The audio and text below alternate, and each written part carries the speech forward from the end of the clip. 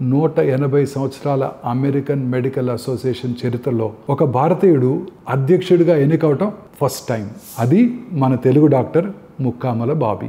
Doctor బాబీని మీరు TV షోల్లో చూసే ఉండుంటారు. మన షారుఖ్ ఖాన్ కన్నా హ్యాండ్సమ్గా ఉంటారు. ప్రస్తుతం ఆయన అమెరికన్ మెడికల్ అసోసియేషన్ అధ్యక్షులుగా ఎన్నికయ్యారు. ఈ పదవిని చేపట్టిన తొలి భారతీయ అమెరికన్ వ్యక్తిగా ఆయన ఖ్యాతి గడించారు. అనేక మంది భారతీయులు ఎన్నో టెక్ కంపెనీలకి సీఈఓలుగా ప్రపంచమంతా ఖ్యాతి గడించారు. బట్ ఈయన గొప్పతనం ఏంటో తెలుసా? వినండి. గత ఏడాది ఆయనకి బ్రెయిన్ ట్యూమర్ ఉన్నట్టు నిర్ధారణ అయింది. అది 8 సెంటీమీటర్ల పరిమాణంలో ఉంది.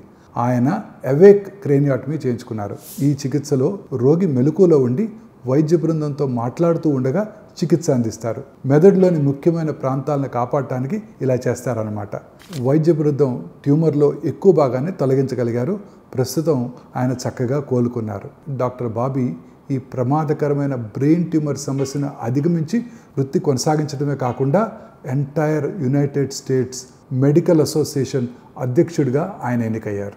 ఒకవైపు రోగిగా చికిత్స తీసుకుంటూనే వైద్యుల కొరత, పని ఒత్తిడిని తగ్గించడం, వైద్య సేవలను మెరుగుపరచడం వంటి అంశాలను ఆయన బాధ్యతాయుతంగా నిర్వహిస్తూ మనందరికీ స్ఫూర్తిని కలిగిస్తున్నారు.